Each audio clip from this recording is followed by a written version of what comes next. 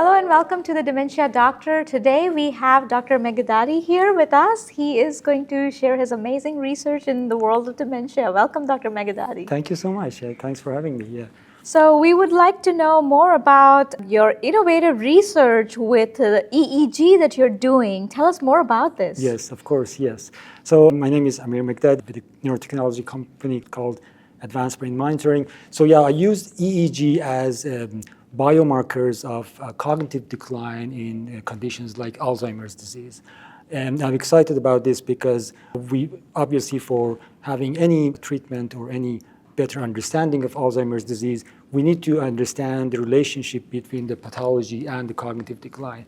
So there is a lot of amazing research is done in the biomarker domain in terms of understanding the disease pathology and how it affects the cognitive decline. On the other hand, you have a lot of cognitive assessment methods for how the patients go through this process. But really the link between this pathology and the cognitive decline is very complicated. It takes decades for the pathology to accumulate and results in this cognitive decline. What we do with EEG, we are trying to basically tap into the neural underpinning of these cognitive issues, getting one step closer to the brain. And we have been successful in trying to, first of all, several NIH-supported research grants that we have worked on, both resting state EEG while you are just listening to your brain in idle state, as well as event-related potential data where the patient or the subject is engaged with some cognitive task and then you're measuring brain activity. And then by comparing the measurements and these endpoints between the patients and the normative value, we have been able to demonstrate robust measures of cognitive decline in these patients. Yeah, that's a great summary for our listeners. And I typically summarize what an EEG means by just saying that it's a sticker study of the head. We put some stickers on the head and then we look at the regional electrical activity of the brain, very, very simplified version. And as I understand with your research, you're using it as a biomarker or a marker of brain activity as individuals age and as individuals have memory problems such as Alzheimer's disease. And you mentioned evoked potential. So that is something that an individual who has the stickers on the head or the EEG on the head, and then they hear a noise or they see a stimulus, and we kind of measure what is the change in the electrical activity. Exactly. So are you seeing patterns that are different for individuals who have Alzheimer's disease and individuals who don't have the disease? That's right. Yes, absolutely. So there are, for example, I can basically summarize that event-related potential analysis is that it relies on the repeated stimuli. So you present the same, let's say, auditory tone to the patient over and over again, like hundreds of times. And then when you measure the brain activity and average out these repeated trials, everything that is not related to these cognitive processing will cancel out. And what emerges out of noise is those patterns of activity that are really time-locked to the processing of these events, right? And then what we can see, and we have actually had a poster today presenting, is that you can see that these processing are delayed in patients. So they have delayed processing and sometimes even reduced amplitude of these effects that are linked to their disease severity measures. This is very interesting because you're actually measuring that their brain activity is delayed in response to whatever is happening in their surroundings. Exactly, yeah. Are the studies that you're using, are they approved by FDA?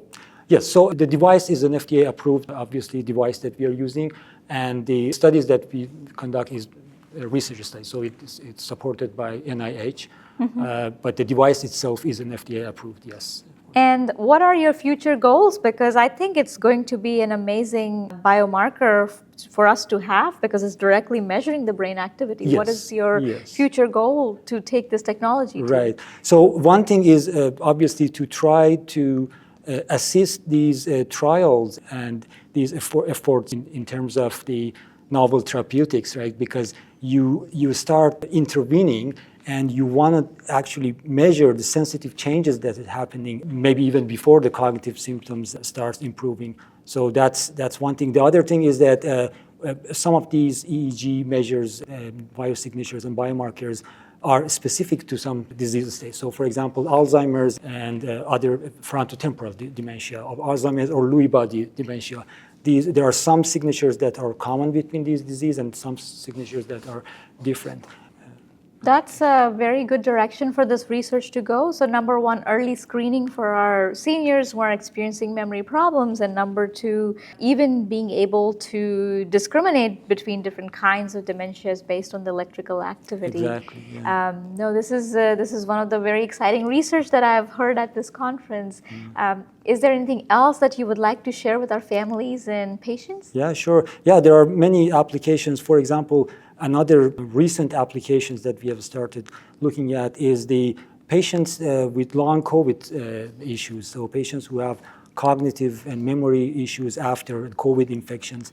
And we have started a pilot study on that one. And we actually recently received funding from NIH for completing that work. And that's also exciting because we have been able to see some measurements, some cognitive deficits that are not quite like Alzheimer's. So we started with some assumptions that maybe they are very similar to Alzheimer's, so they were not similar, but we had detected some deficits that we are going to work more on. That is really exciting because it's a poorly understood condition. That's right, yeah, exactly.